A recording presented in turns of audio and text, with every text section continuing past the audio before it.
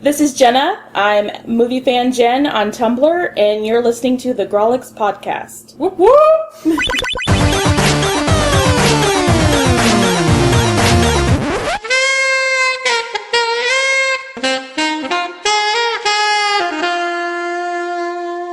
All right, this is Jesse, and you are listening to Grawlix Nights on the Grawlix podcast.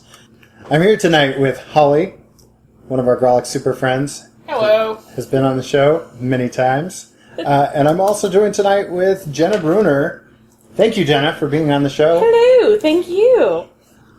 We talked a little bit before we started recording about what Grawlix Nights is, and it's kind of our interview line where we do some quick interviews with people that are multi-passionate, multi-talented, and I think that pretty well sums you up to a T. So I'm excited that you're here. Thank you for being with us tonight. Thank you for having me. I'm excited to be here. Well, the Grawlix podcast is generally kind of related to comics and that kind of thing, and so we're going to ask you questions about that, but we might get into some other topics later too. But to get things started, you've been doing things on your Tumblr and things with social media, pretty specifically with the Marvel Cinematic Universe. Yes. So let's get a little bit of background for the listeners, because I know some things, but not everyone. Yeah, I know things because I know Jena. For our listeners, what kind of sparked this? I don't know what you'd call it. Marvel explosion. Explosion's nicer than obsession. Where did it begin for you? I would probably say with the Avengers back in 2012. Big fan of the cast, big fan of the actors. I like the idea of superheroes in everyday life, walking around like it's no big deal. And then I guess I would say I became a huge fan after The Winter Soldier came out in 2014. Big Chris Evans fan, so I think that's pretty much what draw me to everything. That locked you in? That locked me in, yeah. Okay. Excellent. Yep. Is there anything in particular about Marvel, and maybe you already answered this question, but is there anything specific about Marvel as opposed to, say, like the Batman movies? Are you as big a fan of the Batman movies or what DC's doing? Yeah, I'm actually not, because I think, not to diss on DC, because I don't know a lot about DC, but they seem to go darker, and I might not be as into the actors. Like, I wasn't really a big Christian Bale fan. I am a big Ben Affleck fan, so I'm anxious to see where this is going to go with him. But Marvel seems to be a little more light-hearted. They tend to bring in a lot more comedy. I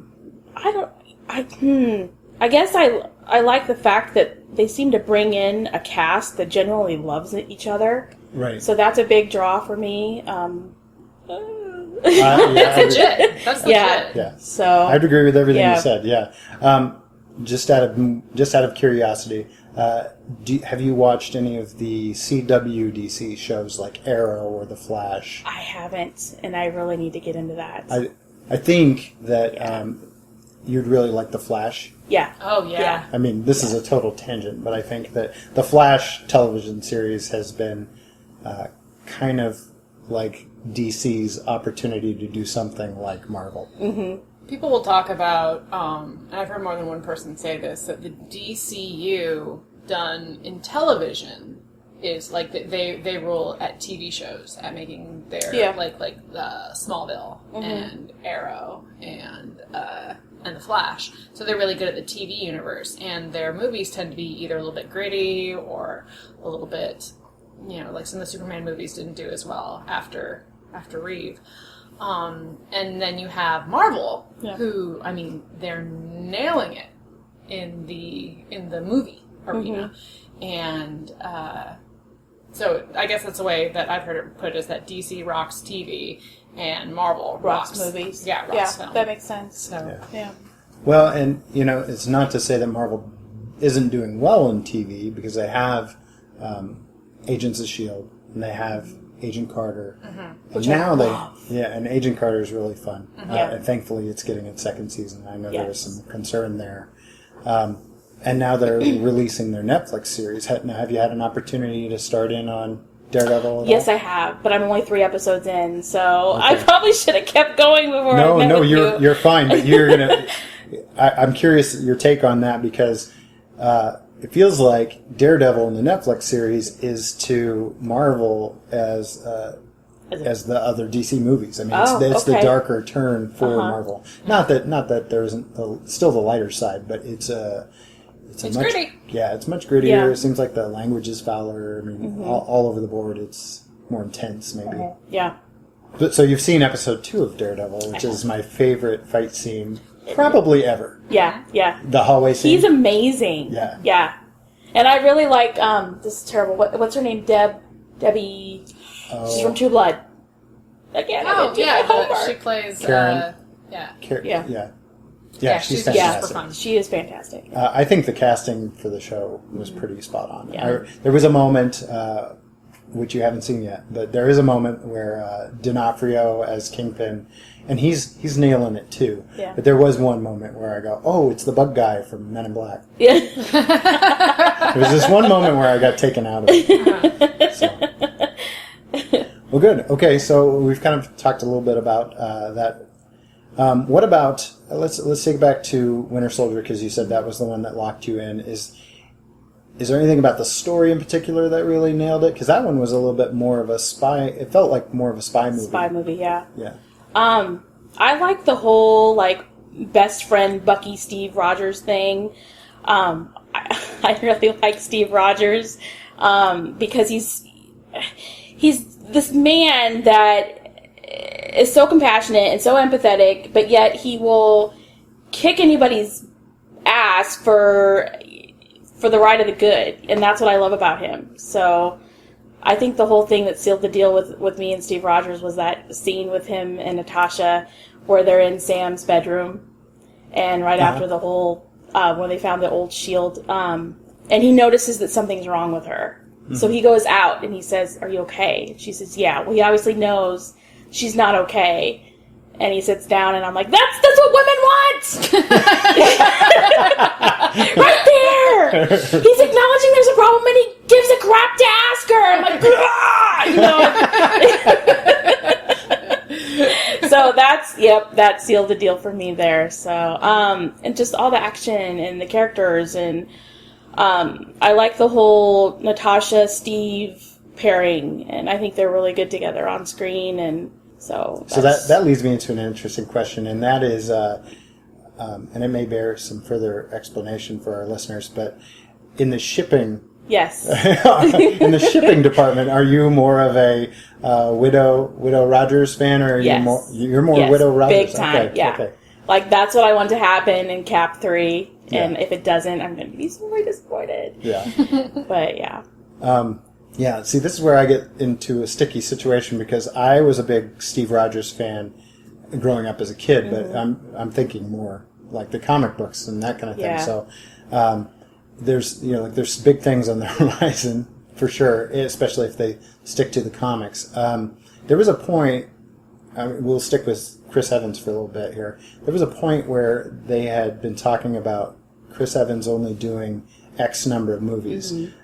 And I imagine if anyone knows, it's you. Yeah. Is that still the case? Or it seems like he was ready to retire from acting, but since then, not only has he been doing like the Avengers and the Captain America movies, but then he also went out and did Snowpiercer and some other things. Mm-hmm. Do you know, is that still the case? Or I do know that he kind of was saying he's not retiring when he's done, because I know in a lot of interviews with Age of Ultron, he was just kind of like, you guys got that the wrong way, I'm not retiring.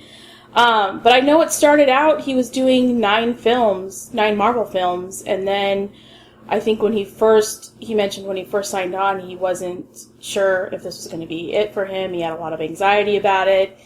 And then they bumped it down to 6 films, because he turned down the role twice before he decided to take it. Right. And it started out 9 films, and then it went to 6. And so I still think after the last part 2 of the next Avengers film, I think he's done. Oh, okay. So, yeah. You think he will survive Civil War? I do. Okay. A lot of people don't. Right. I haven't, read the comics, but I think seems how he's got 3 movies left. Well, he's got 2 after Cap 3. I think he's going to survive Civil War, and then I think he meets his demise in probably Part 1 or Part 2. I don't know. What do you think? Well, it could go a lot of different ways. Yeah. I know that was, spoilers, kids, but this is a story that's been out for Years. Years, yeah. like 5 years now. That's kind of what was the final exclamation point on Civil War was the assassination of Steve Rogers. Yeah. And then we go through Bucky Cap for a while. Well, there was the whole thing with who's going to carry the shield, and we had Bucky Cap, and currently we have Sam Wilson, which is an interesting casting, or I don't know if you call it casting in the books, but it seems like he's doing really well. He's been interesting stories being written, which is the most important thing. Yeah. That may be a good segue into we all just recently watched Ant-Man, and spoilers, folks.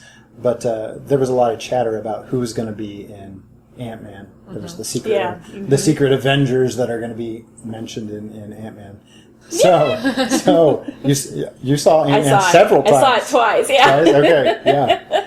And I assume you liked it. I did. In order to see it more than once. Yeah. Well, I love Paul Rudd. Yeah. So I'll watch him do anything. Yeah. But yeah, I was sad to hear that it made. Only $58 million at the box office, which I guess is good, but sounds good to me. Compared to the other ones, they're like 100 bajillion, squillion, million, trillion, And so, but no, I liked it a lot. I thought his little sidekicks were funny. Yeah. And I don't know. I think he brings really good comedy to anything that he does. Interesting. I was thinking about this today. They had some changeovers in the writing staff.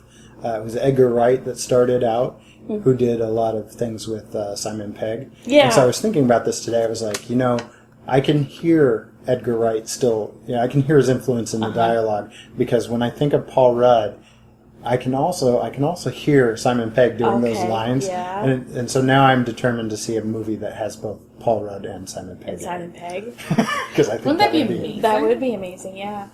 Well, I know Martin. What's his last name? Freeman? Yeah, he's going to be in the next Cat movie. Oh. Isn't he playing a villain or something? Or I have no idea. Again, it's just done. I think he's. I've heard a couple different things, but I think he's playing one of the politicians. Okay. So he'll probably be on the side of Tony in the Civil War.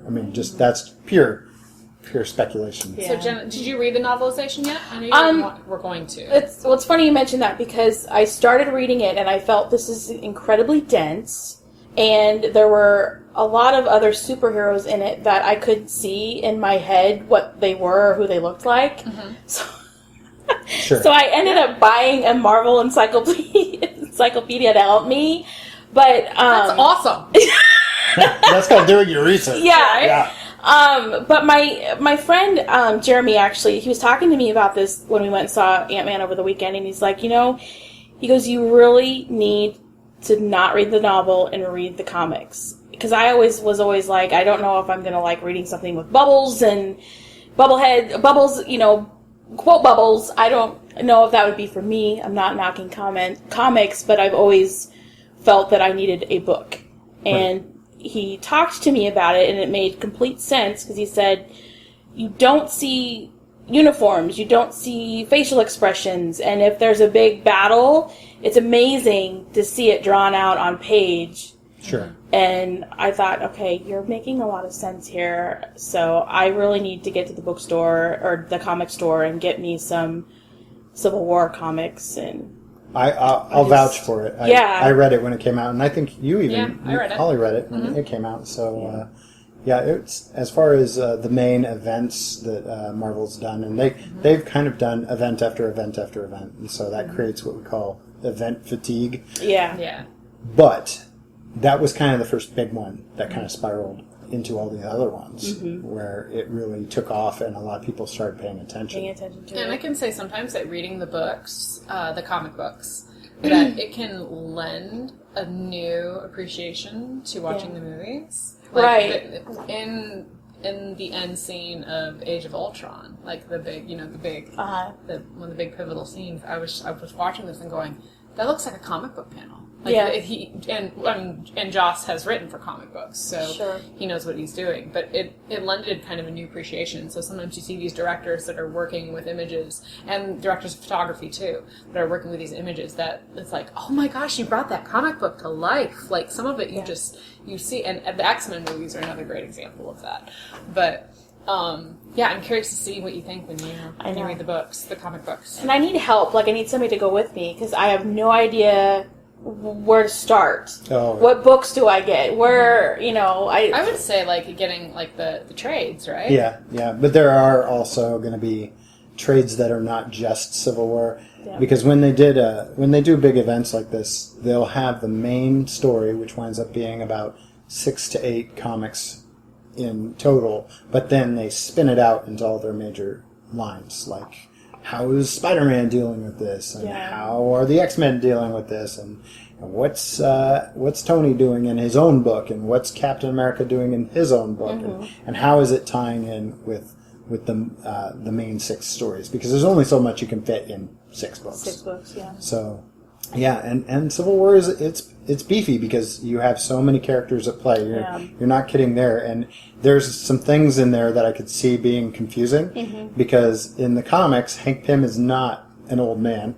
like Michael Douglas. He's fairly young in the comics, and he's probably he's older than say Scott Lang or whoever's currently wearing the Ant-Man suit. But in the movie, in that time period in Civil War, he is Yellow Jacket. Yellow Jacket is actually not a bad guy. Really? So when you see that happen, then does it make you mad that they switch it up like that, or that part didn't really make me mad. I mean, the fact that they did that didn't make me mad. But and I mentioned this to Holly nonstop. Mentioned. Nonstop. Ranted. I guess I really liked Ant-Man. I'll just say that up front. But however, yeah. And it doesn't make me mad that they used Yellow Jacket because Hank Pym has had so many aliases. Yeah. He went by Ant-Man first. He went by Giant Man, and he was one of the founding members of the Avengers. He went by the name Goliath for a while, which is just another word for Giant Man, and then he went by Yellow Jacket, and then he also went by the Wasp in honor of Janet after she fell. Wow. So he's had a lot of aliases. Yeah. So when he is Yellow Jacket in Civil War, that's one thing. The thing that I had a problem with in the Ant-Man movie is that they basically took Yellow Jacket and made an Ironmonger for Ant-Man. If you like, they basically took Iron Man's first movie and did the same thing with Ant-Man. Yeah. So that part bummed me out a little bit because it became about a suit and a bad guy trying to steal the suit, and so the last part of the movie bummed me out a little bit because it felt like a template. But everything else was very fun and new and so many twists. Yeah. And they made it their own. But that part was like, ugh. Yeah. Did you see Paul in the role then? When you first found out he got the role, were you like, okay, I can see that, or were you a little apprehensive? As soon as they told me that it wasn't Hank, as soon as I knew it was one of the later Ant-Man, I was like, oh yeah, totally. Well, what were you saying when you walked out of the theater? That Paul Rudd, that this iteration line of Ant-Man was kind of Deadpool-y?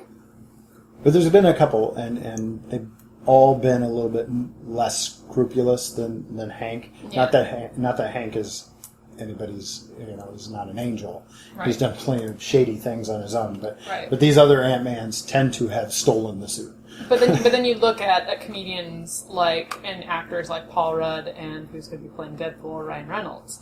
And Paul Rudd and Deadpool and Ryan Reynolds have a lot of really similar veins in the way they act in their comedy. Yeah. So to me it's like it makes sense if you're talking about a character who's similar, then they found an actor who's really similar. And I think not being really familiar with a character myself, I think he's good. Yeah. No, I mean what it boils down to is sometimes being a super fanboy, ruins a movie a little bit. Yeah, if like, you're going to navigate transitioning anything into a different media, I think, or a medium, you have to be willing to let some go. So I mean that's like in any of the fandoms, like GOT. You've got your Game of Thrones people, then some people are really getting miffed about things. It's like, well, when you're translating it into a different medium, things are going to change. So I think that's what's going to keep you sane as a fanatic, that you have to let the stories change a little bit. It's because you can't do it the same. You can't put something on the screen the way you would put it in a paneled comic book. You can get a glimpse of it for sure, and you can really nail some things down, but you have to tell the stories a little bit differently. I think going back to the idea of what makes you mad, DC Comics, Man of Steel. Oh my god, Man of Steel. And granted, we had a really bad experience. Yeah, it really set us up for a horrible. It set us up for failure. Even when there was a guy in the front of the theater that at the spoilers, if you haven't seen Man of Steel, when Superman snaps Zod's neck, there's a guy in the front of the theater that was like literally was like, "What?" Like he yelled it. I mean, it was severe. I mean, when you change the character, like you change the character's character, you change who they are as a character. That's a problem. Yeah. That to me, that's the thing where you're like. And the thing is, it's like, I guess it was that first movie that was very jarring. Moving forward, now I know what to expect, and I won't be as surprised and frustrated and angry about it. But I remember, again, we had a terrible experience where they like we went to the midnight show in 3D, and the 3D was broken, so it moved us to 2D, and then they started the film, and they must have restarted it for the poor folks that were already in 2D. So that's what we're hoping. Yeah. They crammed everybody from 2D and 3D together into one room.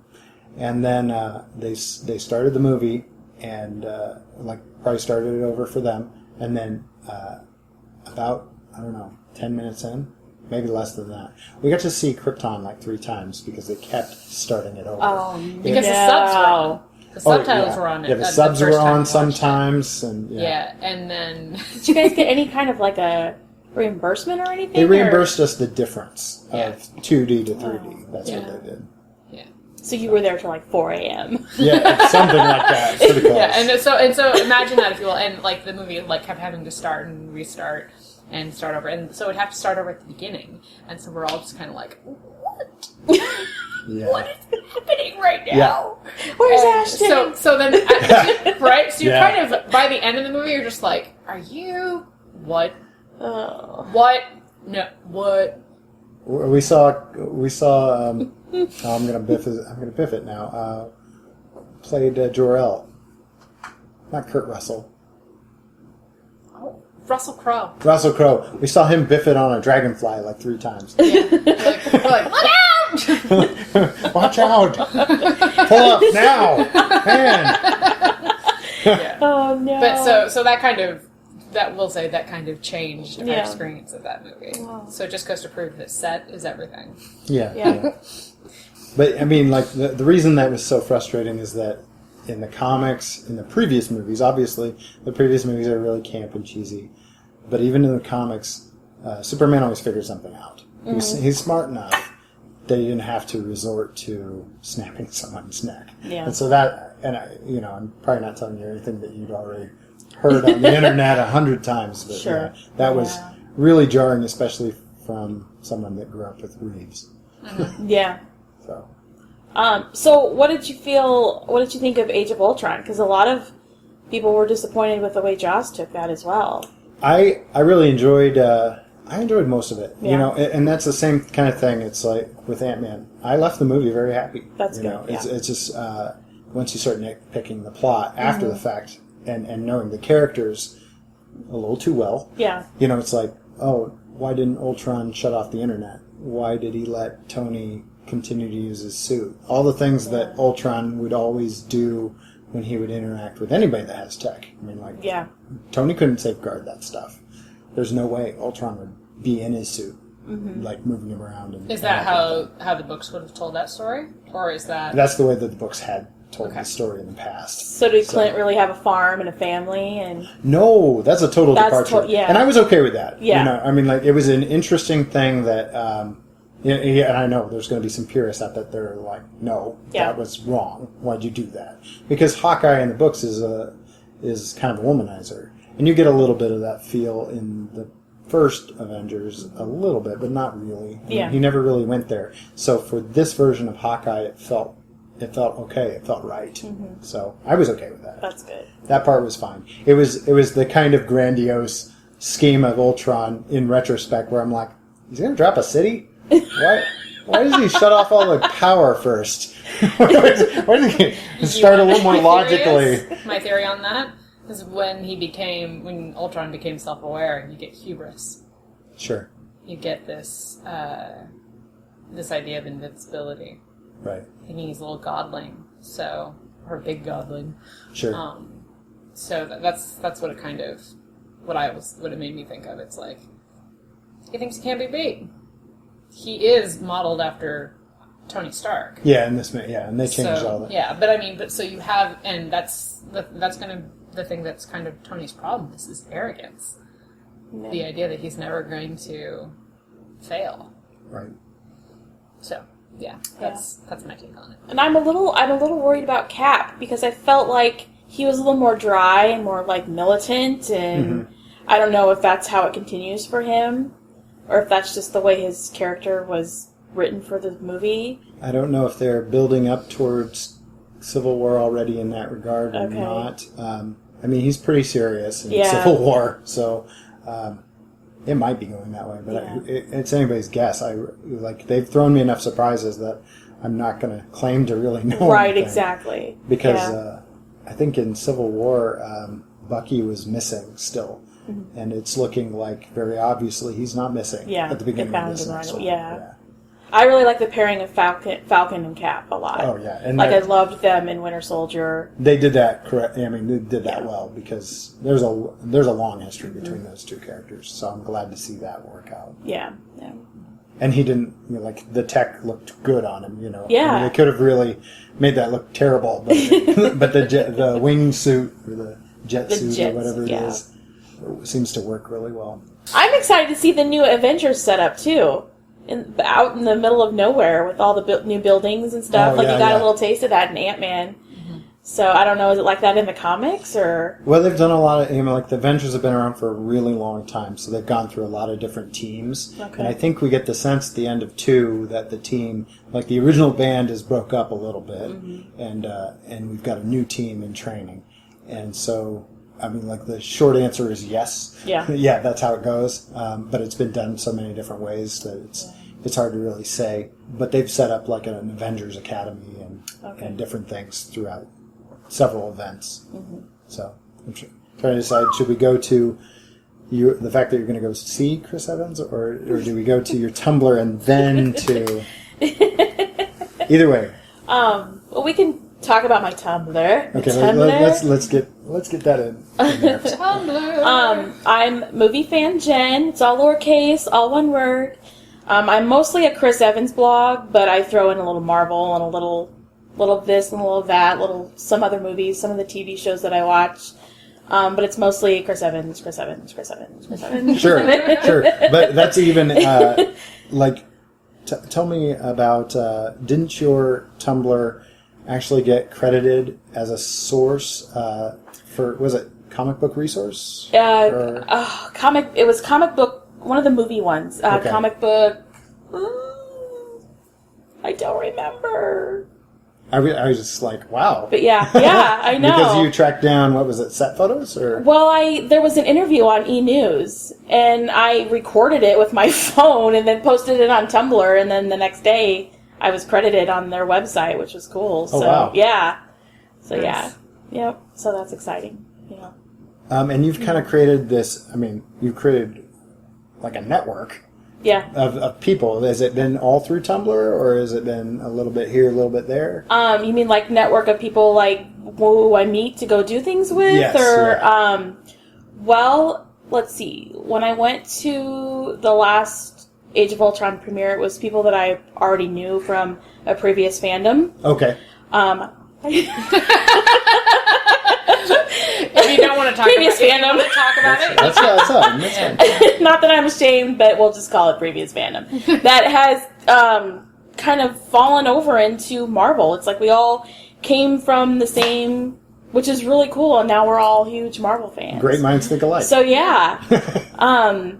But then I also, too, I started another Tumblr blog that's called, it's all one word, all lowercase. It's just Avengers Age of Ultron DVR alerts. And I basically keep track of every single actor that's in the film, any Marvel universe. I'm now doing Ant-Man promotion. But I will post what talk shows they're going to be on, what media shows they're going to be on, if there's any TV specials. And I will just post an alert, and then that way people can keep track of what they're on. So that's my separate blog, and that's got almost, between May until now, it's gotten almost 10,000 Wow. 10,000 followers. So yeah. Holy Yeah. shnikes. Yeah. Well, and with this group, you recently went to the Age of Ultron premiere. I did, yes. And you met a few Avengers. I did. Can you tell us about that? How it's set up, and then... Well, basically, we all agreed to meet. We found out when the date of the premiere was, and then it got changed on us. It got moved back a week, so we all had to reroute our flights and our hotels, and oh my god. Yowza. But it was amazing because everybody was pretty calm and collected, and we got our together, and it worked. But so we met in LA. We were there together for a week. There were people there from New York. There were a couple who live in LA. One of our friends came over from Slovenia. Wow. Hi, Daria! So she came over. We basically just hung out for a week and went to their premiere. We got up early morning around 9. We found out when they were going to close the street and went out there, and we were basically the first people in line. Right. So my theory is, if you're going to do this, eat light, don't drink a lot, because the minute you get stuck into a spot, you can't leave. If you leave, you lose your spot, you can't come back. So I always tell people, don't eat anything, don't drink anything, become best friends with the security. And so, yeah, so anyways, we stood out there all day and then watched them set up everything, which was cool, and watched them roll out the carpet, and then about 5:30, 6 o'clock, the people started rolling in, and the first big person we met was Jeremy Renner. He just came right up to us, and he probably took the most time with us that besides anybody else. You know, people come up, can I get a picture? Yeah, sure. Can I get your autograph? Yeah, sure. He stood there and he joked around with us and hit on my friend Lorena. So that was pretty funny. So yeah, he was really cool, and he was patient with us. And of course, the minute I asked for a photo, my camera malfunctioned. I don't know how you malfunction a camera phone or a camera on an iPhone, but mine did. And so he was patient with me and kind of made fun of us while we were standing there waiting for me to fix my issues. And which just makes for an even better story. yeah. What did he say? Yeah, I was like, this didn't work. Can you come back? And so he got into my friend Lorena's face, like literally like 2 inches apart, and just sat there like this.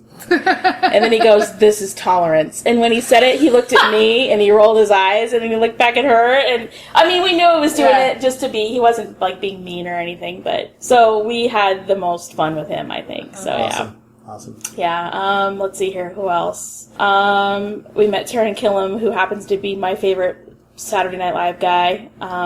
You took some pictures with him, didn't you? Yeah, with him and with, gosh, it's just all a blur after it's all done. Mm-hmm. Skye from Agents of S.H.I.E.L.D., didn't she? Yes, yeah, she came over and took pictures with us. She was really goofy. She was fun. Everybody was really nice. Like, we didn't get anybody who was like, sorry, I can't come over, screw you. Jeremy Renner came through. Mark Ruffalo took time, but he took time on the other side with all the people over there, so he never came over to our side. Same with Paul Bettany, who I thought was just beautiful in person. Because I've seen him in stuff before, and I'm like, but beautiful. Who else? By the time Scarlett Johansson got to us, she was with Chris Evans. And she got to the edge of our section, and we just felt everybody shift. Like everybody was going to fall over because everybody was trying to rush her. Yeah. And so we heard security yell, "I need a hold." And what that means is you have like a bunch of security guys in lines. They put their arms up on the shoulder of the security guard in front of them, and then the stars are in the middle. So you really don't have any access at that point. Right. So it makes me mad because if people would just behave, be patient, you get what you want. Yeah. But so that happened, and she was kind of rushed in the middle of a security hold. And then Chris was on the other side of her, but the whole time they were coming down the line in front of us, they were in a conversation with themselves and Mark Ruffalo's wife that they were just not.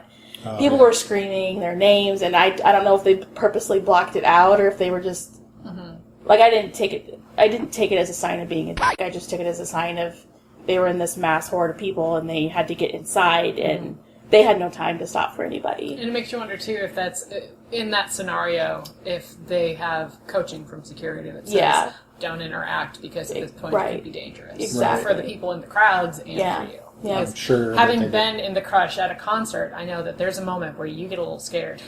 And when everyone steps forward all at once, it's terrifying. It is. And to me, I can't imagine to be at the reason for that. You know, you just like, eat. Yeah. I'm not going to look at anybody. I'm just going to get my ass inside. But yeah, they were, I mean, I could just reach out and grab them if I wanted to. That's how close we were. Wow. So I was like, the beard is there.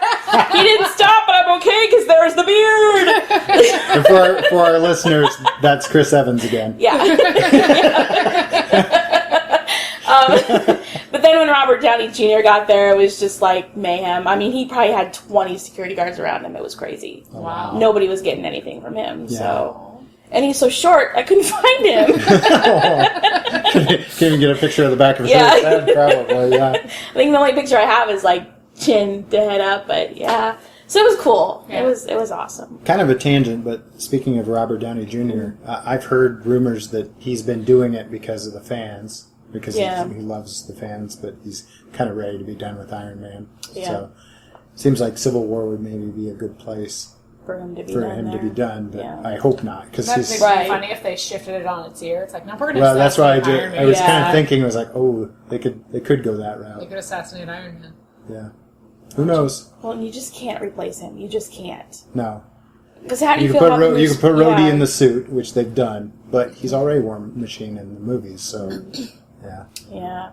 He in is terms Iron of Man. that would require like a reboot almost, which they do. Comic book movies, they get massive reboots all the time.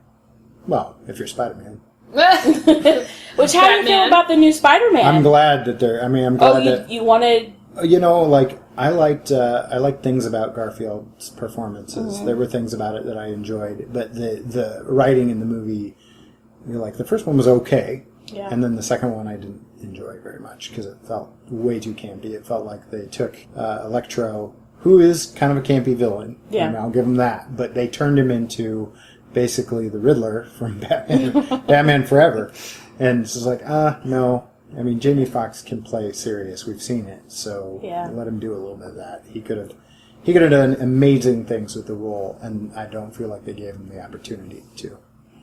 So that's me being old man of comics again. Yeah. So I'm excited about a new Spider-Man, and I know a lot of people were bummed that Miles Morales is a different Spider-Man, and they were kind of looking for that because it's more diversity, and I think that's coming, honestly. It's like it's good that they're starting with Peter Parker, but I don't know if he'll be around very long. Yeah. I think we'll see Miles Morales before too long, because he is now going to be the current Spider-Man in the books. Peter Parker's still around; he's still alive, but the focus is shift. So we'll see. Spider-Man's one to watch, I think. And I'm really interested to see how it goes. It looks like they got a good casting. Yeah, that was kind of a tangent, but that leads really well. Like you didn't get your opportunity to meet Chris Evans, so tell me. This is where I call myself bat crazy. In fact, my boss and I were talking about this morning, and she's like, "Oh my god, this is amazing," and I'm like, "Yeah, but I'm crazy." No, he's going to be at the Salt Lake City Comic Con, and he's doing a sighting on the Saturday. And I literally, within like 10 minutes, made the decision that I was going. So I got online, I purchased the pass, and this morning I purchased my plane ticket and my hotel, and I'm ready to go. So Nice. It's official. It's official, yep. So, Chris Evans, get your security team ready. Yep. I kid. No, that's awesome. Yeah, I'm excited. So it hasn't really hit me yet, because a lot of my friends are freaking out, and I'm like, yeah, I'm going. When Yeah. clearly that's the reason you're going, but Yes. you had posted that there's some other people there that you're excited to see. Ian Somerhalder from the Vampire Diaries is going to be there. Yep, same day. Awesome.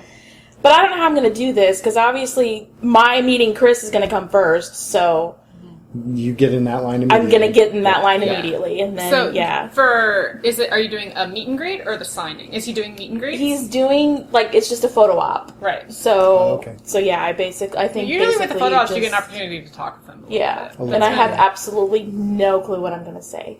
This always happens. Anybody I meet, it's always, hi, how are you? They sign my stuff, I get a picture, and they're on their way, and then I float away on a cloud. But Yeah. you always think in your head you're going to say these amazing things, and it doesn't happen. I could tell you some stories.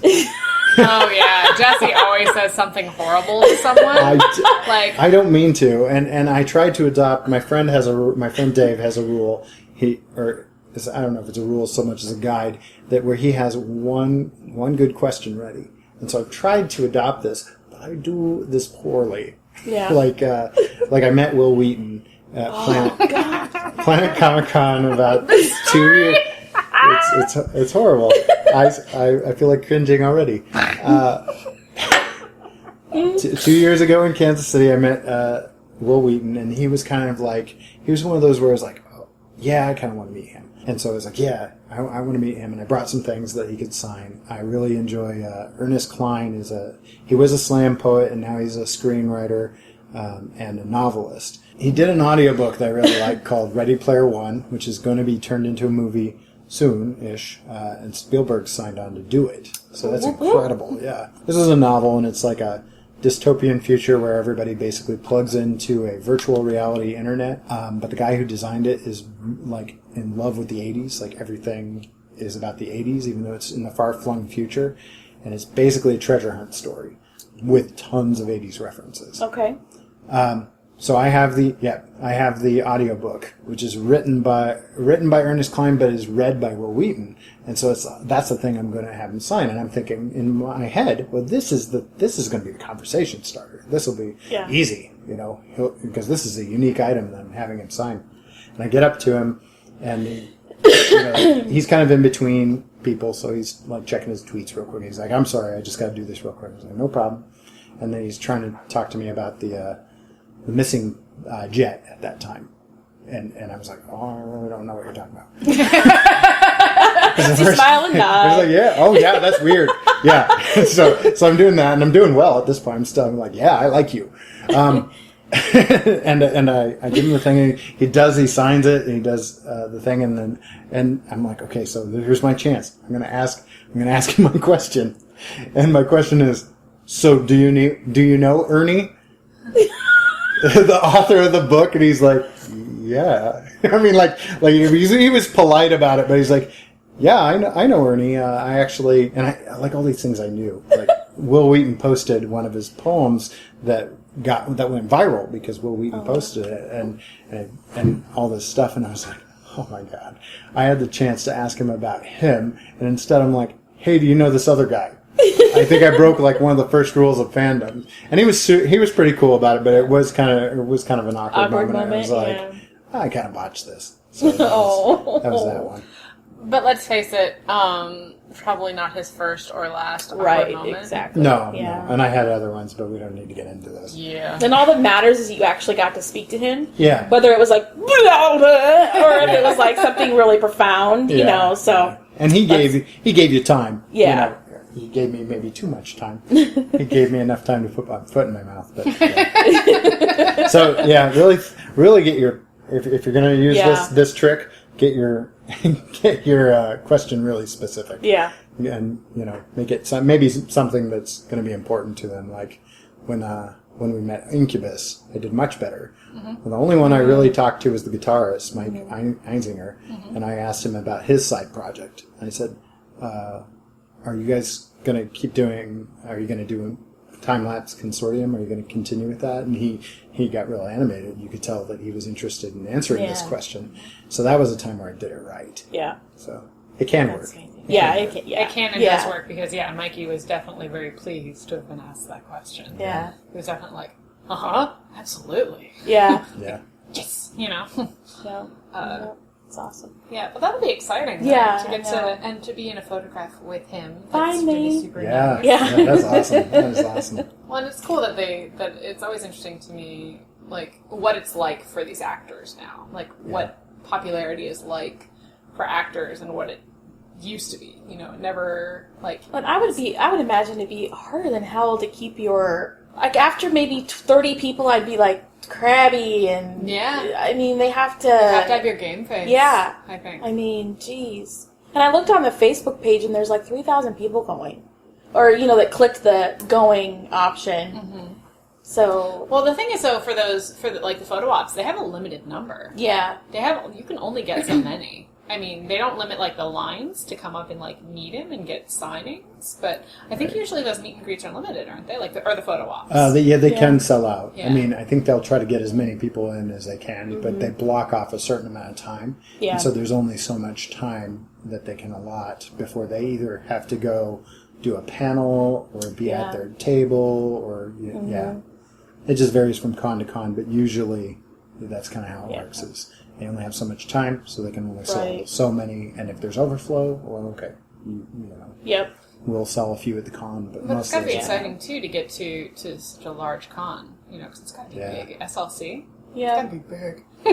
Well, every day I was looking at the website, they've got somebody major coming. So that's I don't know if it's something that's always been big for them or if it's just starting to get big, but Seems like Corey, a mutual friend, posted some things about it in the past, and I think he's gone to it, but I don't know if it was as big those times where he went. Yeah. And I bought the VIP badge, which is another crazy thing, but I mean, at least that way. Actually, before I didn't see any point in it, but we went to Planet last year, and we got to see all these people in the VIP line. And basically, how it works is you got two lines. But if there's anybody in the VIP line, the regular line stops. Oh wow! So in that regard, you kind of don't want to be in the regular line. Yeah. Otherwise, you're going to be there for hours. Right, and that's what it said too on the website, that you get bumped up to go in first, and you get into panels easier, and you get seating. There's like X number of VIP spots that you can sit in. Yeah, it's definitely worth it. Like Jesse and I had talked about con strategy. and VIP is definitely part of our future strategy. Yeah. At least one of us will have a VIP, so one of us can get the things that we want the most. And, so it's a really good. I think it's a good, especially for fanatics, for people, because, I mean, that's how I view most of fandom. It's like you hit a level of something that you love it enough that it's worth it to you. Right, money, exactly. And something like that, like a VIP, and it's a cool freaking badge to have, too, Well, and since you're going to see two big names, it's going to pay itself off really fast, because, if you get in Summerholder's line in the VIP lane, then you actually get to see him and then see the rest of the con too. You'll get to enjoy more of the con. It's a time is money kind of situation with those badges. That's true. Yeah. Summerholder has a reputation of being a decent human being. A decent human being, like a really good guy. So that'll be fun to meet a really good guy. So I hope to do that. Because I'll just do my Chris thing and then try and go over immediately to his line and see what happens. But so are you staying near the? I'm staying across the street in the Marriott. It's directly across the street from the center. So I'll walk right across. So I get in on Friday, I'm there Saturday, and then I fly home Sunday. Nice. That's nice though. But having a whirlwind trip like that, it'll be Before we hit record, we were talking about the fact that you've been to these things. And Age of Ultron wasn't your first rodeo. Yeah. You've kind of got this down to a science, and we talked about wouldn't it be fun if you could break into, like, say, the Nerdist, or Yeah. be able to do this and get paid for it. 'Cause Exactly. you've kind of got this amateur guerrilla journalist Yeah. thing going on right now. And that's my dream. That's my dream job, to be on a red carpet interviewing people. Or at least doing something to where I'm publicizing a movie, getting it out there. Because I know the stars don't always like the media. So sure. if I could just be doing something in publicity, that would be a dream come true for me. But yeah, just give me a microphone, people, every single time. Just give me a microphone. I know what I'm doing. Maybe podcasting is in your I know. future. Maybe you can get you some of should these totally people on a podcast podcast. with your Yeah. friends, with your fan friends. Oh, Yeah. yeah, that would be fun, too. Yeah. So, yeah, that'd be amazing. Yeah. Like, seriously, get, like, a ladies' night together Mm-hmm. and talk. Because, Yeah. I mean, Oh, because yeah. it's an underrepresented part of the fandom. Yeah, is it is. women. So, and that's most fandoms. Sure. It's pretty underrepresented.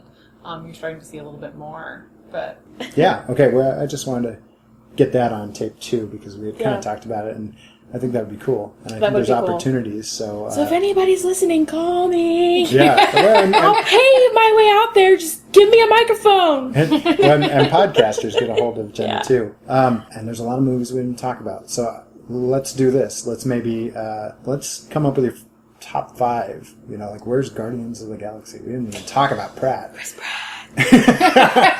So, yeah, what are your top 5? My top 5. Okay, Winter Soldier. Is that number 1? With That's a bullet? number 1. Okay. Yeah, Winter Soldier. And then I'd probably... Oh, jeez. Yeah, This is I know. awful. I had to give you the hard one. It's like, which one is your favorite kid? Well, I love them all, but I love them all differently. Okay, the Winter Soldier. I would probably go with Iron Man 3. I like the Spider-Man with Sally Field, but she's in two of them. But see, Emma Stone dying, spoiler alert, that ruined everything for me. Mm-hmm. I'm like, I can never Yeah. watch this again. I liked Guardians of the Galaxy. I don't know, what number am I at? Okay, so Winter 4? Soldier, Iron Man 3, probably the second Spider-Man. Ooh, Thor. You haven't even hit Avengers yet. And then, the Avengers. I mean, the Avengers, that's obviously a number 1, number 2. Okay, Winter Soldier, the Avengers, the first one. Then I gotta go with Iron Man 3, then I gotta go with Spider-Man 2, and then I gotta go with Guardians of the Galaxy. So that's my top 5. This sounds Yes. reasonable. Yeah. Yeah. Holly? are we talking Marvel U or Marvel like Yeah, Marvel we Universe can make it movies? extended. We can make it extended. Okay, if you want to because add in X-Men and X-Men. Fantastic Four, because everyone loves that movie. I liked Fantastic Four. And I liked Fantastic Four. I'm kind of X-Men. boycotting the new one. Go ahead, finish your list and then we'll No. talk. We need to get into this. Yes. X-Men. I really like X-Men First Class also. So X-Men, the first X-Men. Yeah, Okay. X-Men 1 and X-Men First Class. I'm an X-Men girl, though. I mean, the only one I really didn't like was 3. And Right. 3 even had its redeeming moments. A.K.A. McSteamy as Madrox. Yeah, oh. That's Says the only, you like Madrox. that's the only thing I liked about that movie. But I go forgot ahead. Wolverine. Guardians of the Galaxy is phenomenal. The Avengers movies are fantastic. But in terms of the Marvel U, how many do I have? You've got kind of 4, except you said all the X-Men movies. Yeah, well, So basically one more. Deadpool. You haven't even seen that yet. I know. I can pretty but much. I can Wolverine totally Origins predict does that not one. count. I can pretty much. There's guess. a brilliant casting right there. Yeah. Well done, Judging by Marvel. the testing footage, judging by the leaked trailer. I'm a little disappointed. Oh. What? I'm a little disappointed in your 5th choice because if you're going to go ahead and go into the future, where's Doctor Strange? Oh. But You they got haven't Tilda- even seen any of it. Just because Benedict Cumberbatch and Tilda Swinton are in it. Okay, fine. Doctor Strange. My 2 favorite actors are going to be in that movie, and they're in it together. Yeah. It's not likely that I'm not going to like that movie. I'm just Right. saying, if they can nail down Benedict Cumberbatch and Tilda Swinton together, they win. It's pretty good odds, kind of like the Tilda Swinton and Hiddleston. Yeah, Movie. yeah. Yeah. That movie is phenomenal. Didn't they Last could Lovers Alive. they could have been just hanging out at coffee shops, and that would have been a good Right. movie. It would have been like, And that's and Holly's eating popcorn. It's kind of what they did was Yeah. hang out and listen to records. Yeah. So. They killed people too. Well, it's because they were vampires. Yeah. It's a really good movie. What was that one called? We should probably say it. Only Lovers Left Alive, or Only Last Lovers Alive. I think Only Lovers Left Alive. Yeah. Yeah. And Is it recent or is it older? a couple, maybe a year or two old. Yeah. Maybe. Okay. No, I think it came out last year. But yeah. Tom Hiddleston, Tilda Swinton, Sir John Hurt. But yeah, Deadpool. I'm really looking forward because, and for me, that one is because I've seen the footage. Yeah. You know, I've seen enough footage of it that I'm just kind of like, yep, they're really going to have to screw this up. And I know trailers make movies look good when they're not. That's what they're supposed to do. Well, and even But- when Ryan went to the did you watch any of the panels from when Ryan was there at this Comic Con? I didn't get to see it. Sorry, I didn't mean to interrupt No, you. you're fine. He wasn't in costume, but you're like, that's Deadpool. Just the things coming out of his mouth. And When they were talking about making Deadpool movies ages ago, I was like, they need Ryan Reynolds. I mean, he's like the only actor that I can think of that could play him. Yeah. Oh, he did a good job, and I mean, him as Wade Wilson was The content that he had to work with Yeah. wasn't phenomenal. right. So Wolverine Origins, yeah, Wolverine Origins. he was fine until they turned him into Deadpool. Yeah. If they had turned him into actual Deadpool, he would have been fine. Yeah, I'm thrilled. I'm super excited for the Deadpool movie, and I'm really excited for. But I mean, I don't even know if they're filming yet. They're still casting Doctor Strange, so yeah. There's a little bit, and it's interesting too because there's a little bit of whitewashing going on there because the Ancient One who Tilda Swinton is playing is Nepalese, I believe, either Nepalese or Yep. Tibetan, and a guy. So there is that element of like, oh. You have to have a white person do it, but it's also, you could also frame it that it's de-orientalizing. You know, we have this idea of the mystic Orient, and we're kind of taking that away. So, but that's still keeping it, Right. keeping a little bit of what's the While word I'm looking for? not playing into stereotypes about race, Yeah. you're also whitewashing it, but you're like, But you're casting a woman. yeah. Which is, you know, something to be conscientious of. The Bechdel test has ruined me for movies. Yeah, it's ruined a couple movies recently. We were joking that the last couple movies we went to, which all had strong female characters, didn't pass the Bechdel test. And then I went to the Minions movie yesterday, and it passed it. really? It passed the Bechdel test. Yeah, That's because amazing. Are you familiar with the Bechdel test? No. Okay, so the Bechdel test, and for the listeners too, the Bechdel test is this idea that, and it was a writer whose last name is Bechdel who posited this test, that in order to pass the test, you need at least 2 female characters in the movie. They have to talk to each other, and they have to talk to each other about something other than a man. Interesting. Try not to let that ruin movies because it does. Especially if you're thinking about things like feminism. So it's one of those things that's like, that's really interesting. It starts to make you really think about like the casting discrepancy because you take a movie like the last 2 we saw was Terminator Genesis, was the first one, and in that, well, she didn't have a conversation with another female character because there really weren't any. It was Sarah Connor and a bunch of dudes, and so fail. So with some of that, you can look at it in terms of action movies are more likely to be male dominated, and you can look at gender roles, and you can bring in a lot of stuff into that. But in the same breath, you can be looking at other movies too that aren't necessarily action movies or movies that are generally geared to a male audience, and they still don't pass the Bechdel test. I can't even. One doesn't even. But Minions does. But Minions does. And most of the characters don't even speak a language.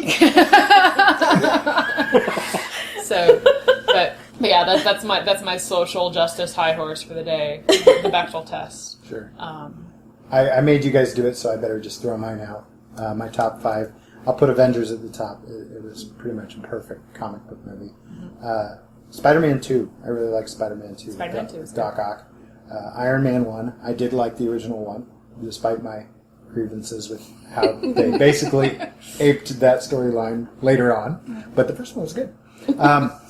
Guardians of the Galaxy, again, almost perfect movie, and that could have been higher up, other than the fact that I love Iron Man and Spider-Man. And then X-Men 2. I don't know why. The 2s have me, because that had Nightcrawler, and Yeah, sometimes sequels can suck. it kind of improved upon the original, though. I felt like... But I also have a bias against origin movies, so that might be part of my problem with Ant-Man, too. I haven't... They're tough. They're tough for me. Because you have to tell the story, but there's only so many ways you can... I mean, there's only so much you can fit in 2 hours, so it gets hard. And I want to see new stories. Yeah. Plus, how amazing is Chris Pratt's entrance in the Guardian of the Galaxies? Oh, perfect. Literally, like, the best entrance you could possibly ever have. Right. Yeah. I mean, Right. It's that right there. I was like, I'm going to love this movie. Yeah, and Guardians of the Galaxy is an origin story. It's telling you how this group of people came together, basically. and it's still really well done. But they also kind of hit the ground running a little better. Yeah. They start with a flashback, and then boom, he's Star-Lord. Mm-hmm. And he kind of tells people he's Star-Lord. So I thought that was a clever way to do it. Mm-hmm. So, okay, so yeah, we alluded to the fact that you're boycotting Fantastic Four. What's up with that? Well, I have a problem sometimes with, like, and I realize there's a million remakes out of there, but if there's an original cast and I love them, I have a hard time imagining anybody else in the role besides them. Sure. So when I heard that they were redoing Fantastic Four, I was like, he's not Johnny Storm. He's not... I don't know. Yeah. Was But- Chris Evans Johnny Storm? He's Yeah. Johnny Storm, and maybe Right. that's part of my problem. Right. Yeah. Which, But no, duh, because I was but- thinking about it, because I'm like, who was... Oh, yeah. That's who I was... Imagine this. Yeah. But everywhere. I can still see Yeah, it. that was one of the best Yeah. lines in that movie. Yeah. Yeah. But everywhere. But yeah, but Andy Chilkis, that I struggle with seeing... Is that his name? You got his Commish? last name right, yeah. Yeah. What is this? Oh, well, the Commish. The commish. Yeah. He's wonderful. It's the thing. So Yeah. Yeah.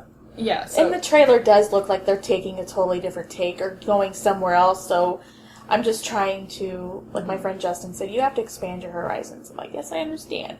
But, so, Jesse has a real issue with remakes. as Yeah. well. I wrote a whole article about it. Yeah.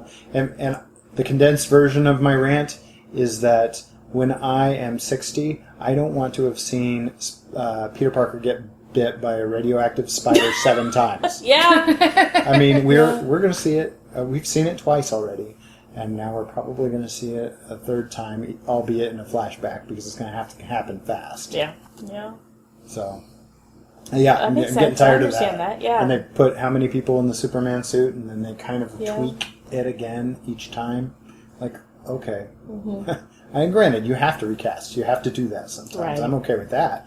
And that's why I like Mad Max so much. I went to Mad Max. I love the new Mad Max movie because they didn't try to start over. Mm-hmm. They put Tom Hardy in the role, and they just hit the ground running. And I loved it because it was a new movie and a new story. It was very exciting. Yeah, completely, Yeah. because I never saw the originals. Oh, yeah. So I went to this thinking, okay, this is going to be an amazing ride. And, like, the first 20 minutes, I looked at my friend and I said, did we just drop acid? Because yeah. mine's kicking in. Yeah. I wasn't expecting all the, like, guitar man and the weird makeup but after that, it was phenomenal. Right. Yeah. Well, and this is, same writer. He had, 2 decades to get this right? So he did. Yeah. Like, it's perfect. Yeah, I it was think. I don't wonderful. know. One of my favorite movies of the summer. Mm-hmm. So Yeah, I actually wanted more. I wanted to keep going. And yeah, and hopefully they will. But I Yeah. don't know. It's like when you had 2 decades, how do you follow that? yeah, that's true. And maybe we. And I love Just it when as they good. can create a character that you don't recognize. What's his name? He's from the X-Men movies and was in Warm Bodies. Oh, What is his name? It's terrible. I'm terrible. I have no idea. Yeah. I haven't seen the movie. Well, I didn't realize that was him until like maybe three-fourths which of the way. character? The War Boy or? Yeah, Oh. Okay. yeah, the one that named its lumps. Yeah. When I love that line, I love Holly hasn't seen it, so she's making big eyes. It's okay. You're not spoiling for me. I'll probably see it eventually. And there's not a lot of dialogue in that movie if you think about it, but it's but the dialogue that's there is really well written. Like their whole thing is kind of a kamikaze style situation, and they want you to witness their death, kind of a Valhalla Norse kind of ideal.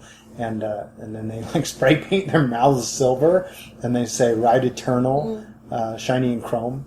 Yeah, it was like, man, that's poetry. And then the set work is amazing, and the CGI that they did was cool, but they did so much with practical effects, which is awesome. Well, awesome. Okay, well, this is probably a good place to wrap it up. I don't want to keep you here all night, but it's been awesome. It is talking awesome. to you. Thank you for having me. So one more time, where can people find you? You can find me on Tumblr under MovieFanJen. And then if you're looking for actor alerts, TV alerts, you can go to Avengers Age of Ultron DVR alerts on Tumblr. And then on Facebook, the same thing is Age of Ultron DVR alerts. So you can go there for your DVR alerts for Marvel Cast. I'm kind of starting to do it on all the Marvel movies. It just kind of depends. I started it just for the Avengers, but then I did it for Ant-Man, so we'll see what happens.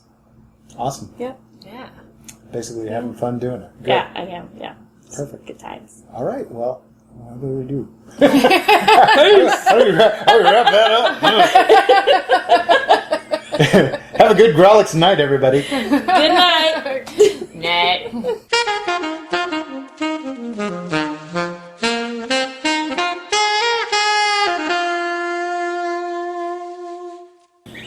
Just go ahead and start over. This is Jena. I'm a movie fan. Bloopers! Yeah. Yeah, Okay, and go.